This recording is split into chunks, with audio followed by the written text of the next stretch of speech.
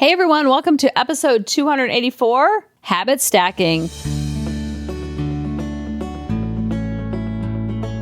Welcome to the Harmony in the Home podcast. I'm your host, Kelly Hutchison. I'm a counselor, a life coach, and most importantly, an imperfect mom doing this work right along with you. And my goal on our podcast is to go from chaos to calm, feel less frazzled, and have more fun within your four walls to have more harmony in your home. So I want to talk to you about creating habits because habits are everything. When we create good habits, then life feels a little bit lighter and a little bit fluffier. It's still going to feel heavy, but it can make it feel a little bit lighter when you have habits controlling you versus you trying to control the habits. Before we get into habits, I want to talk to you about pocket coaching, which is a great way. I'm loving connecting with so many of you on the go through Voxer about things that are going on in your life. It's a great way to connect with me one-on-one to get personalized support of what's going on in your home so you can go from frazzled to feeling friendly with your kids and not so stressed and overwhelmed. Go to coachingkelly.com, then go to Work With Me tab and sign up there. And then we can talk about habits, keeping your house organized, stop yelling, get your kids to listen, having more fun in your marriage, balancing your checkbook, balancing your budget, having more spirituality in your life, getting on the fitness train, whatever you need, sign up there and I'll help you out. So I want to talk to you about habits because I was really struggling with my habits after not really struggling for a long time. And all of a sudden I was just like, I could not create a habit to save my life. And then my Q changed, CUE. And I didn't even realize that this was happening. But once I saw this, I was like, oh my gosh, I could have had V8. This is exactly what happened to me. And this is why I changed my habits. So this, I'm telling you, is the secret sauce to changing your habits. If you want to have a more organized house, if you want to work out regularly, if you want to get more rest, if you want to stay off social media, if you want to budget your money more, if you want to keep on your daily tasks, if you want to stop yelling, if you want more fun with your friends, if you want to make sure you go to church on Sundays or the synagogue, whatever habit you're trying to create, whatever that habit that's needling at you, like I need to do XYZ, I need to drink more water, whatever it is, listen to this. I keep seeing a bunch of videos about people talking about how they want to change their entire life.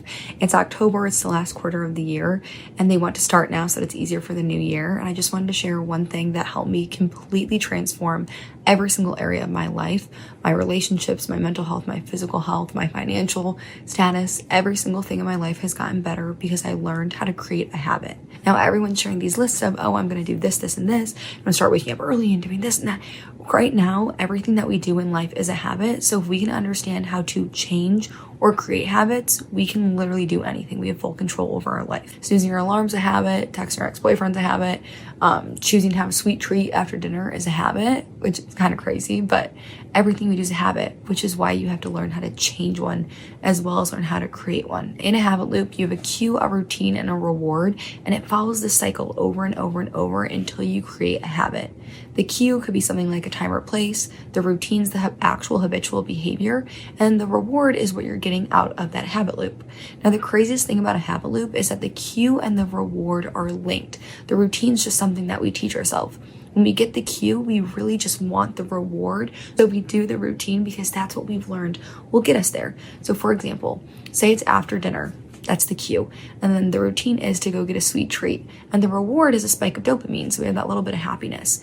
We don't necessarily want the sweet treat. We want the spike of dopamine. We want the happiness. So we know if we go get that sweet treat, we'll be able to get it. Now, how you change a habit is you change the routine. You swap it out with something else. So if you're someone that gets a sweet treat every single night and you want to change that as a habit, you change that with something else that's going to give you dopamine, like calling a best friend, watching your favorite show, playing with your pet, even having your favorite drink. Like I love a LaCroix. I don't know what it is about it. I just love the fizz. You can swap out that routine, and then that's how you'll create a new habit loop. If you want to create a new habit, say you want to start working out, you're going to strategically pick a cue, a routine, and a reward. The cue is going to be the time. What time are you going to start working out? Is it going to be early in the morning? Is it going to be right after work? Say it's at 5 o'clock right after work. The routine is going to be what you're doing. Are you going to be going outside and going on a walk? Or are you going to be going to the gym straight from work? What is the actual routine? And then the reward is you're going to get a boost in your brain from actually doing that workout. But then think about what else is your reward. Is it that you're working towards a healthy body, a healthy mind? is that you're going to feel better about yourself. What's that reward that you're getting? You can use the habit loop to change your entire life. I've used it to change really everything about myself. I've created the habit of waking up earlier. I have a full morning routine. I have a nighttime routine. I started going to bed earlier. I do my skincare as a habit, self-love as a habit. Also, another thing that helped me change my life is the concept of getting 1% better. Sometimes we see these trends of like the October arc where we want to change everything about our life. And we're like, you know what? I'm going to do these 10 things. I'm going to follow it over the next month, and and it's gonna be awesome. But the thing is that when we kind of overload ourselves, we set ourselves up for failure, because no one can go from 0 to 100. But if we have the thought process of saying, you know what, I just want to get a little bit better every day, that's realistic, that's sustainable, that's something that we can do. So ask yourself right now, what is one thing you can start doing to get a little bit better? Can you start making your bed every day? Or maybe can you start going on a 20-minute walk every day, right? You know, when people are like, oh, I'm going to work out 5 days a week, but you haven't worked out in months, that's really overwhelming to go from 0 to 100. Why not go walk 3 days a week? And then once you do that consistently, add on to it. Anyway, I just wanted to share because the habit loop has completely changed my entire life. If you have any habits you want me to break down and explain using the habit loop, let me know. I track my habits every single month. I do 10 daily, 3 weekly, and 3 monthly, but that's because I've been doing this for years. You can track 2 habits a month, and that's amazing. But I'm going to make another video just talking about my habits for October. Also, I talk about habits and I show my morning routine and all my healthy habits on my page. So make sure you're following along, and I'll teach you anything. I'll help you change your entire life. I'm truly so happy, and I just want this for everyone, and I want everyone to be able to like learn it and learn how to actually set themselves up for success. I also teach it on my Instagram, and I'm funny on Instagram. I'm funny here too, but anyway. Yeah. That's she cute. Oh my gosh. Her name is Shelby Sacco 5. SHELBY SACCO, the number 5. And she's absolutely adorable, and her page is incredible. It's filled with all sorts of things like this. And of course, this one went viral because I love sharing things that go viral, because if it resonates with viral people, with people that make it go viral, then it's going to resonate with the podcast. So isn't that so good? Because so many times we try to focus so much on, oh, I wish I was this, I wish I was that, I wish I could do more, and if you just change the cue, it will help you through routine, because we're all trying to get the reward. Think about when we're little. All we want to do is go out for recess. So the teacher told us we need to do whatever we need to do to go out for recess. What do we do for dinner? We ate our growing food because we wanted dessert. We are all just grown-ups we are all just little kids trapped in grown-up bodies. So when we know that about ourselves, that's why we did all our classwork, so we could go out for recess. David used to say that they would give out packets, and if you finished your packet by Friday, you had like an extra hour of recess. He was so motivated to finish his packet throughout the week because he wanted extra recess on Friday. So his cue was the teacher giving him the assignment, and then his routine was, I'm going to knock this out, because all he wanted was the reward. So it's like, what hoops do I need to jump through? So we create our own hoops. And when we know that we're creating our own hoops, then we can create the reward in our life. Like sometimes the reward might be, after you finish a 5K, you train for a 5K, you do couch to 5K, and then you know at the end of the 5K that you're going to go get yourself a new workout outfit or new workout shoes or something like that. And the reward doesn't always have to be something material. Like she was saying, it feels good to keep that promise to yourself, because you build that integrity with yourself. And when you have that integrity with yourself, you build trust. And then you know that you can trust yourself, and you can have your own back and trust your own word. And the best thing about changing your habits is that you can change this for yourself, but then you can teach it to your kids, because you can't teach something that we don't embody. Just like I can't teach my kids a second language because I don't know a second language, but I can teach them about habit stacking. I can teach them about habit cues. I can talk to them and change them by showing them.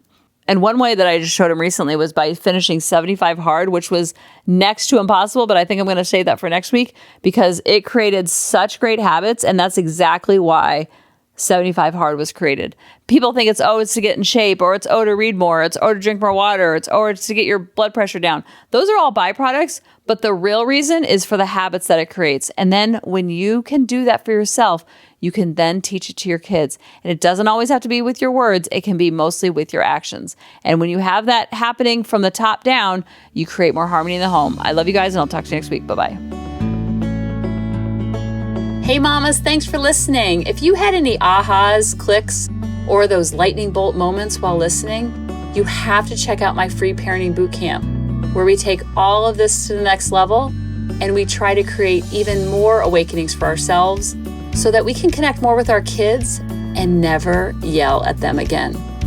You can sign up at www.coachingkelly.com. And if you really want to fill up my love cup, send me an email of what your aha was, what your click was, what was that lightning bolt moment while you were listening. I want nothing more in life than for you to have harmony in your home and to learn how to be an imperfect mom like me, which allows your kids to be imperfect too, each and every day.